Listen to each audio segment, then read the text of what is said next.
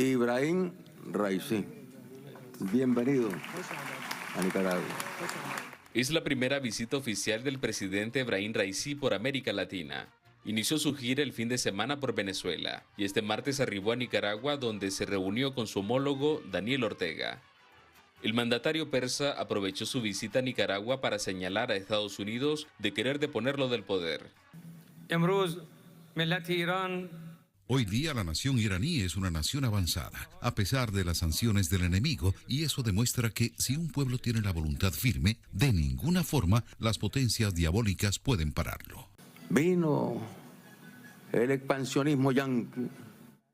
El presidente Daniel Ortega acusó a Washington de querer violar la soberanía de Irán y Nicaragua. Quieren dar lecciones de derechos humanos, lecciones de democracia a nuestros pueblos. La gira del presidente iraní finaliza este miércoles en Cuba. Más que fortalecer sus relaciones con la región, la intención de Irán es provocar a Estados Unidos, a juicio del politólogo Carlos Murillo.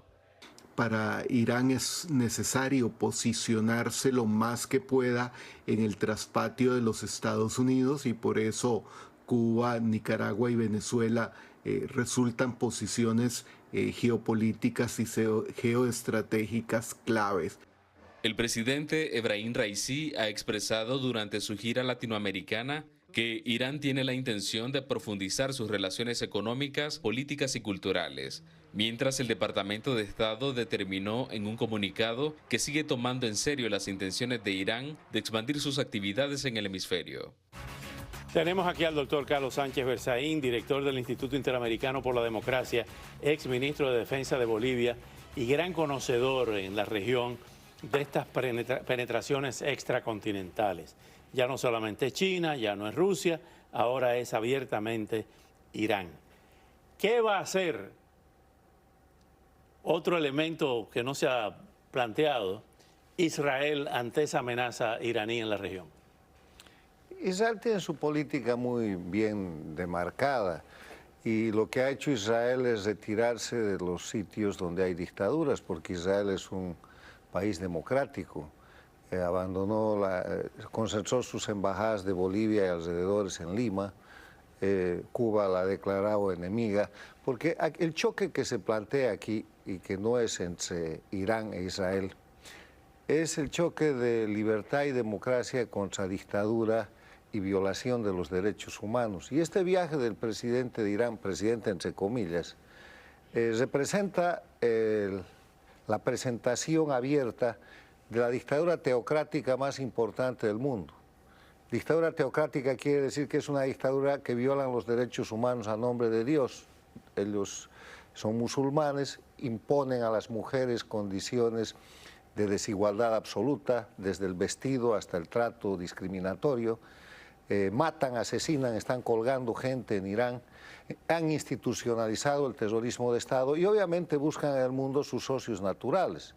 Su socio natural es la China, que es una dictadura comunista capitalista, Rusia, una dictadura nacionalista, Corea del Norte, una dictadura familiar, y en las Américas, las dictaduras castrochavistas o del socialismo del siglo XXI, lideradas por Cuba, integradas por Venezuela, Bolivia y Nicaragua, que llevan adelante la violación permanente de los derechos humanos como organización de crimen organizado. Ahora bien, lo de China se entiende por las inversiones que está haciendo, usted dice, un Estado comunista, capitalista, el primero del mundo en ese sentido. No tiene como prioridad el tema ideológico, sino el tema de los intereses económicos y financieros. En el caso de Rusia lo entendemos con una presencia política y militar, con ayuda militar. Pero en el caso de Irán, ¿en qué se beneficia, por ejemplo, Nicaragua de Irán? Se beneficia precisamente en la expansión de su modelo y en que todos son la misma cosa. No separe, Oscar, a Rusia de China, ni a China de Rusia, de Irán, ni a ellos de los grupos de las dictaduras del socialismo del siglo XXI. Son un mismo grupo, cometen los mismos crímenes, tienen las mismas prácticas, buscan la misma impunidad. tienen las mismas quiebras, porque salvo China todos son países quebrados, empezando por Rusia y siguiendo por Irán, que viven ¿de qué? De la explotación del terrorismo y de la muerte. Lo que el principal ingreso, además del petróleo que tiene Irán, es la preparación de armas con las que ahora, por ejemplo, está suministrando a Rusia para que ataque a Ucrania, es el negocio de la muerte. Ahora, no es una apuesta de alto riesgo un país como Nicaragua. Desapareció la doctrina Monroe. Si Estados Unidos, los servicios de inteligencia dicen que hay un reforzamiento en la parte militar y la parte de bases terroristas en Nicaragua, ¿no es una apuesta muy riesgosa para Ortega? Bueno, ante la complacencia o por lo menos la apatía en la reacción de las democracias, no digamos solo de Estados Unidos, hay una vieja frase muy popular que dice que los ratones se limpian las uñas y se afilan las uñas mientras los gatos duermen, ¿no? Los gatos están durmiendo, mientras tanto los ratones hacen lo suyo, y en este caso Irán tiene además el propósito de una expansión cultural, porque a diferencia de Rusia, que expande militarmente, a diferencia de China, que le interesa el comercio, las materias primas, a Irán le interesa la cuestión religiosa.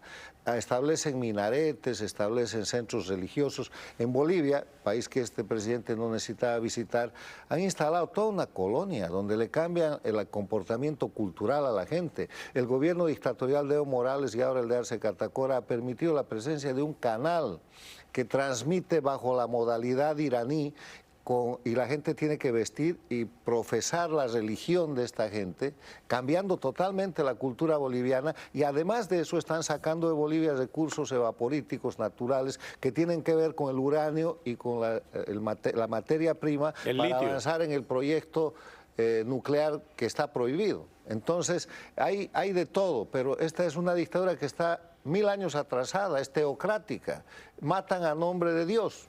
Así es.